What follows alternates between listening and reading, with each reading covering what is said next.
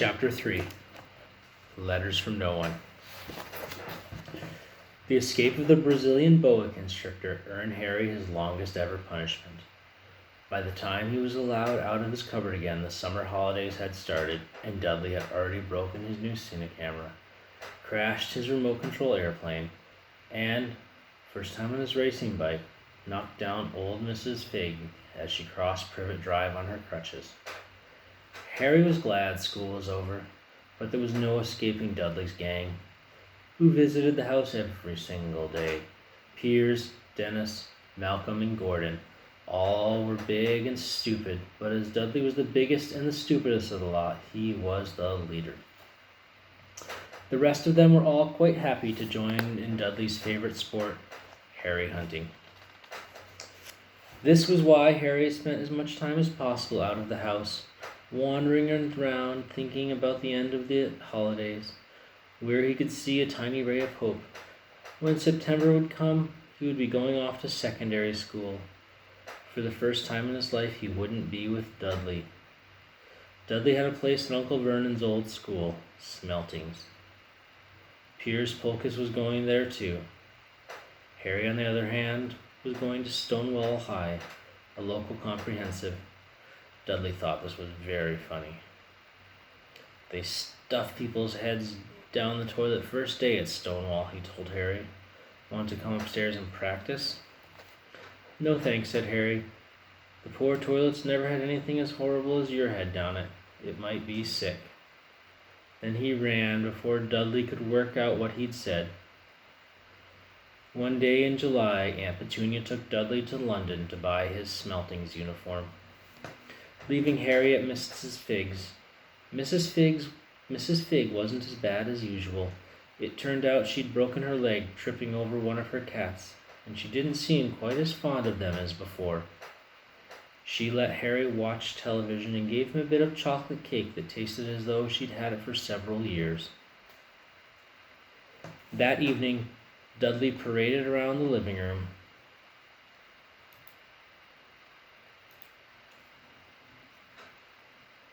For the family in his brand new uniform. Smelting boys wore maroon tailcoats, orange knickerbockers, and flat straw hats called boaters. They also carried knobbly sticks used for hitting each other while the teachers weren't looking. This was supposed to be good training for later in life. As he looked at Dudley in his new knickerbockers, Uncle Vernon said gruffly that it was the proudest moment of his life. Aunt Petunia burst into tears and said she couldn't believe it was her Ickle Duddykins. He looked so handsome and grown up. Harry didn't trust himself to speak. He thought that 2 of his ribs might already have cracked from trying not to laugh.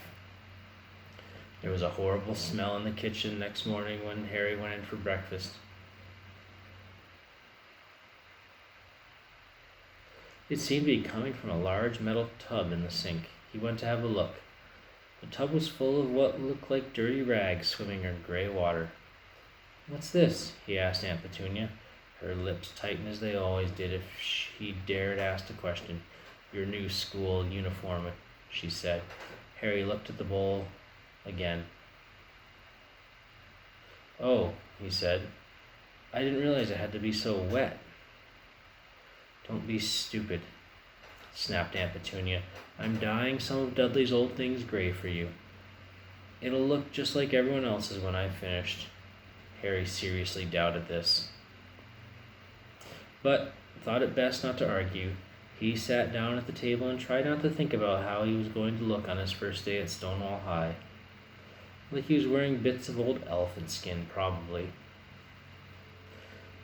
Dudley and Uncle Vernon came in, both with wrinkled noses because of the smell of Harry's new uniform. Uncle Vernon opened his newspaper. As usual, and Dudley banged his smelting stick, which he carried everywhere, on the table. They heard the click of the letterbox and the flop of letters on the doormat. "Get the post, Dudley," said Uncle Vernon from behind his paper. "Make Harry get it." "Get the post, Harry." "Make Dudley get it." Poke him with your smelting stick, Dudley. Harry dodged the smelting stick and went to get the post. 3 things lay on the doormat. A postcard from Uncle Vernon's sister Marge, who was having a holiday at the Island of Wight, a brown envelope that looked like a bill, and a letter for Harry. Harry picked it up and stared at it, his heart twanging like a giant elastic band. No one ever in his whole life had written to him. Who would? He had no friends, no other relatives. He didn't belong to the library, so he'd never even got rude notes asking for books back. Yet here it is, a letter addressed so plainly there could be no mistake. Mr. H. Potter, the cupboard under the stairs, 4 Privet Drive, Little Winging, Surrey. The envelope was thick and made of heavy yellowish parchment, and the address was written in emerald green ink. There was no stamp. Turning the envelope over, his hand trembling, Harry saw a purple wax seal, bearing a coat of arms, a lion and eagle, a badger, and a snake surrounding a large letter H. "Hurry up, boy," shouted Uncle Vernon from the kitchen. "What are you doing, checking for letter bombs?" He chuckled at his own joke. Harry went back to the kitchen, still staring at his letter. He handed Uncle Vernon the bill and the postcard, sat down slowly, and began to open the yellow envelope. Uncle Vernon ripped open the bill, snorted in disgust, and flipped over the postcard. "Marge is ill," he informed Aunt Petunia. "Ate a funny whelk.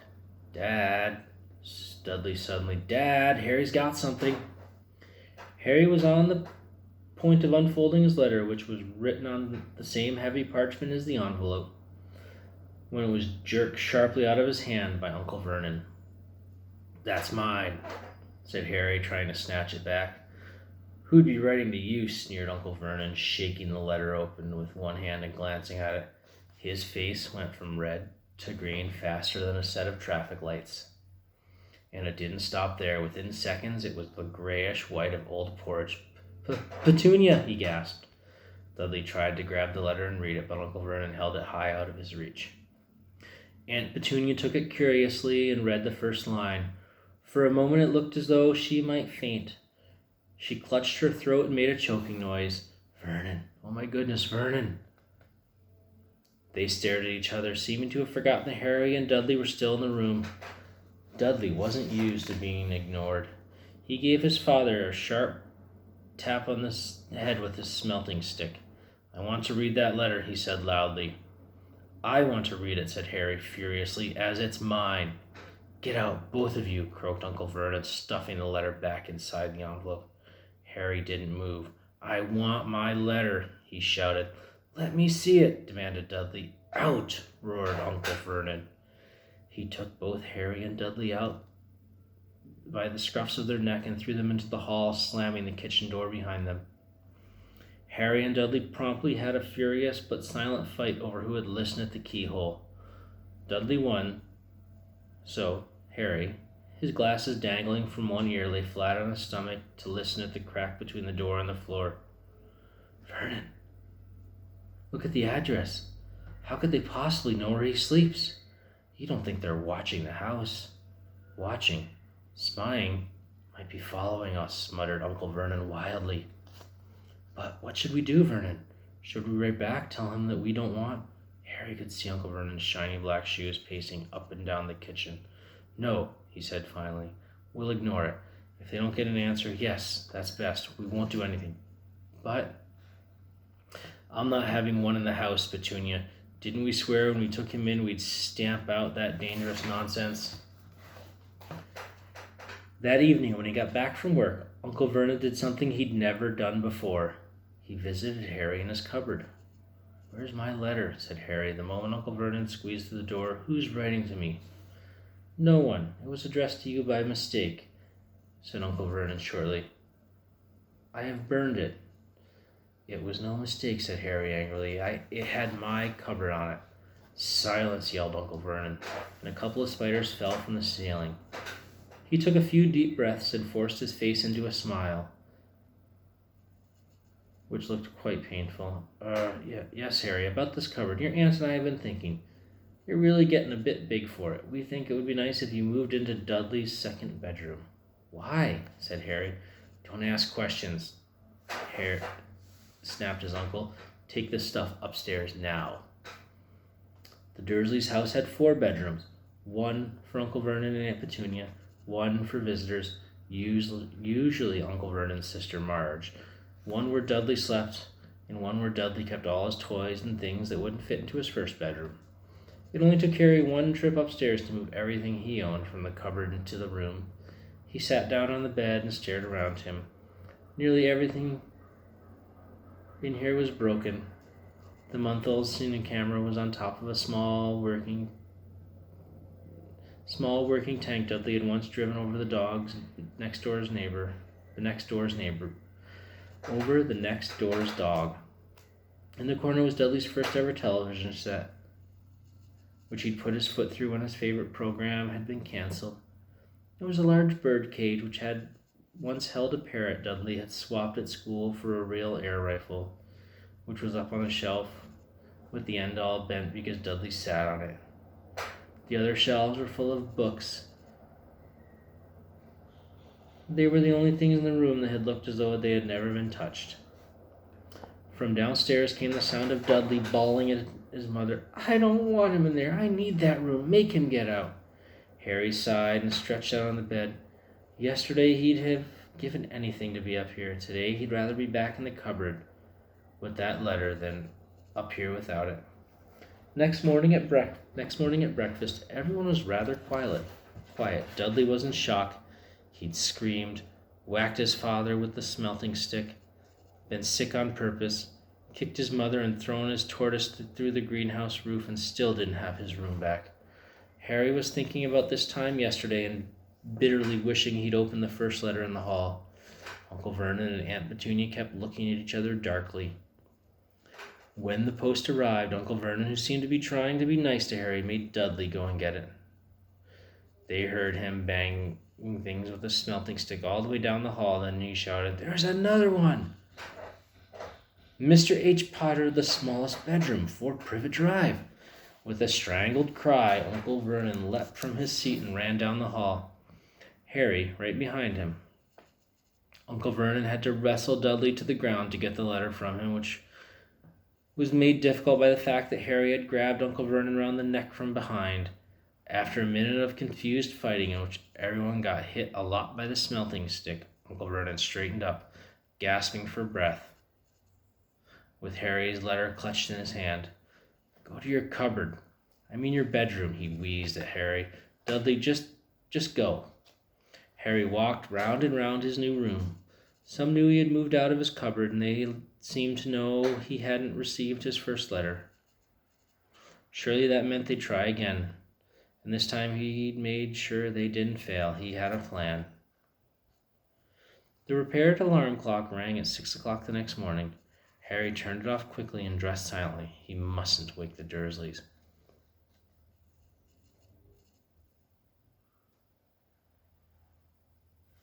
He stole downstairs without turning on any of the lights. He was going to wait for the postman on the corner of Privet Drive and get the letter for the number 4 first. His heart hammered as he crept across the dark hall towards the front door. Arrgh! Harry leapt into the air. He'd trodden on something big and squishy on the doormat, something alive. The lights clicked on upstairs, and to his horror, Harry realized that the big squishy thing was his fat uncle's face. Uncle Vernon had been lying at the foot of the front door in a sleeping bag, clearly making sure that Harry didn't do exactly what he'd been trying to do. He shouted at Harry for about half an hour and then told him to go and make a cup of tea. Harry shuffled miserably off to the kitchen, and by the time he got back, the post had arrived right into Uncle Vernon's lap. Harry could see 3 letters addressed in green ink.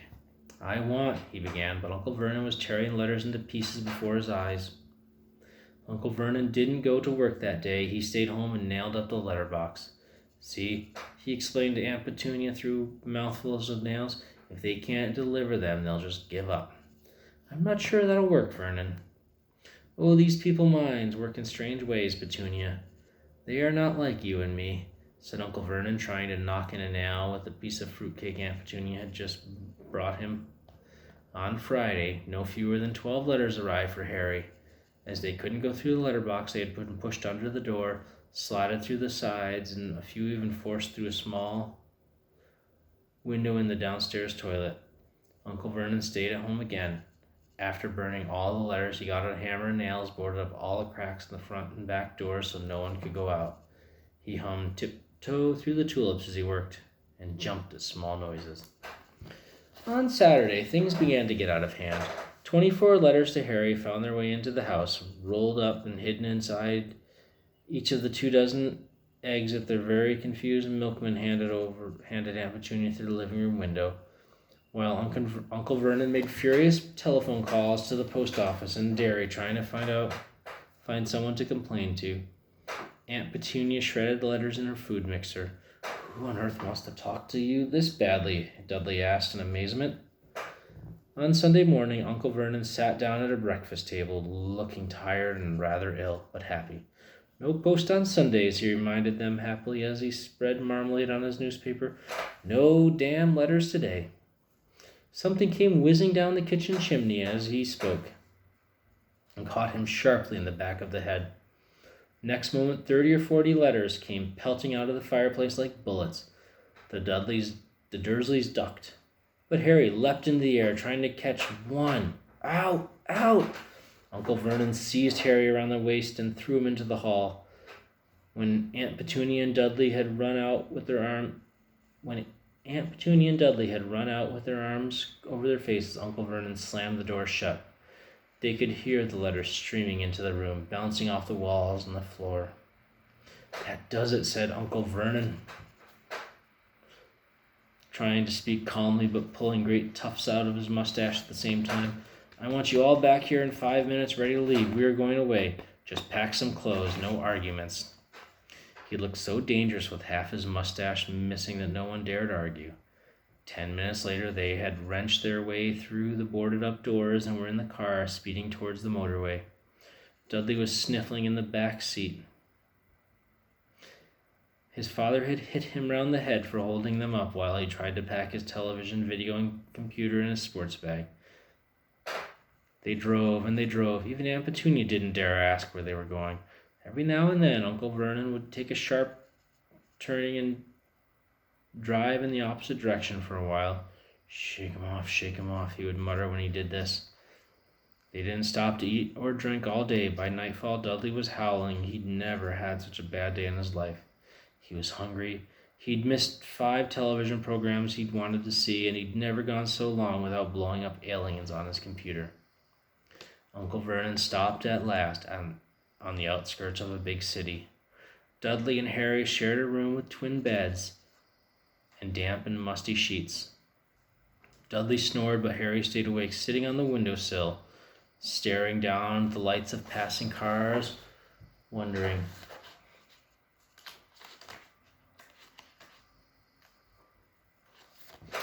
They ate stale cornflakes and cold tinned tomatoes on toast for breakfast the next day. They had just finished when the owner of the hotel came over to their table.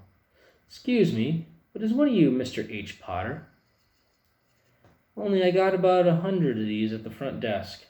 She held up a letter so they could read the green ink address. "Mr. H. Potter, room 17, Railview Hotel, Cokeworth." Harry made a grab for the letter, but Uncle Vernon knocked his hand out of the way. The woman stared. "I'll take them," said Uncle Vernon, standing up quickly, following her from the dining room. "Wouldn't it be better just to go home, dear?" Aunt Petunia suggested timidly. Hours later, but Uncle Vernon didn't seem to hear her. Exactly what was he looking for? None of them knew. He drove them into the middle of the forest, got out, looked around, shook his head, got back in the car, and off they went again. The same thing happened in the middle of the plowed field. Halfway across the suspension bridge at the top of a multi-story car park. "Daddy's gone mad, hasn't he?" Dudley asked Aunt Petunia, dully, late that afternoon. Uncle Vernon had parked at the coast and locked them all inside the car and disappeared. It started to rain. Great drops beat on the roof of the car. Dudley sniveled. It's Monday, he told his mother. The great Umberto's on tonight. I want to stay somewhere with a television. Monday. This reminded Harry of something. If it was Monday, and you could usually count on Dudley to know the days of the week because of television, then tomorrow, Tuesday, was Harry's 11th birthday. Of course, his birthdays were never exactly fun. Last year, the Dursleys had given him a coat hanger and a pair of Uncle Vernon's old socks. Still, you aren't 11 every day. Uncle Vernon was back and he was smiling. He was also carrying a long, thin package and didn't answer Aunt Petunia when she asked what he'd bought. Found the perfect place, he said. Come on, everyone out. It was very cold outside the car. Vernon was pointing at what looked like a large rock way out to the sea. Perched on top of the rock was the most miserable little shack you could imagine. One thing was certain. There was no television in there. Storm forecast for tonight, said Uncle Vernon gleefully, clapping his hands together, and this gentleman's kindly agreed to lend us his boat. A toothless old man came ambling up to them, pointing with a rather wicked grin at an old rowing boat bobbing in the iron-gray water below them. I've already got us some rations, said Uncle Vernon, so all aboard. It was freezing in the boat. Icy sea spray and rain crept down their necks, and a chilly wind whipped their faces. After what seemed like hours, they reached the rock where Uncle Vernon, slipping and sliding, led the way to the broken-down house. The inside was horrible. It smelled strongly of seaweed. The wind whistled through the gaps in the wooden walls, and the fireplace was damp and empty. There were only 2 rooms. Uncle Vernon's rations turned out to be a packet of crisps each and 4 bananas. He tried to start a fire, but the empty crisp packet just smoked and shriveled up. Could do with some of those letters now, eh? He said cheerfully. He was in a very good mood. Obviously, he thought nobody stood a chance of reaching them here in a storm to deliver post. Harry agreed privately, though the thought didn't cheer him up at all. As night fell, the promised storm blew up around them. Spray from the high waves splattered the walls of the hut, and a fierce wind rattled the filthy windows. Aunt Petunia found a few moldy blankets in the second room and made up a bed for Dudley on the moth-eaten sofa. She and Uncle Vernon went off to the lumpy bed next door, and Harry was left to find the softest bit of floor he could and to curl up under the thinnest, most ragged blanket. The storm raged more and more ferociously as the night went on. Harry couldn't sleep. He shivered and turned over, trying to get comfortable, his stomach rumbling with hunger. Dudley's snores were drowned by the low rolls of thunder that started near midnight. The lighted dial of Dudley's watch, which was dangling over the edge of the sofa on his fat wrist, told Harry he'd be 11 in exactly 10 minutes' time. He lay and watched his birthday tick nearer, wondering if the Dursleys would remember it all, wondering where the letter writer was now. 5 minutes to go. Harry heard something creak outside. He hoped the roof wasn't going to fall in. Although he might be warmer if it did. 4 minutes to go. Maybe the house in Privet Drive would soon be so full of letters when they got back that he'd be able to steal one somehow. 3 minutes to go. Was that the sea, slapping hard on the rock like that? And 2 minutes to go. What was that funny crunching noise? Was that rock crumbling into the sea? 1 minute to go and he'd be 11. 30 seconds. 20 seconds. 10. 9. Maybe he'd wake Dudley up just to annoy him. 3, 2, 1. Boom! The whole shack shivered and Harry sat bolt upright, staring at the door. Someone was outside, knocking to come in.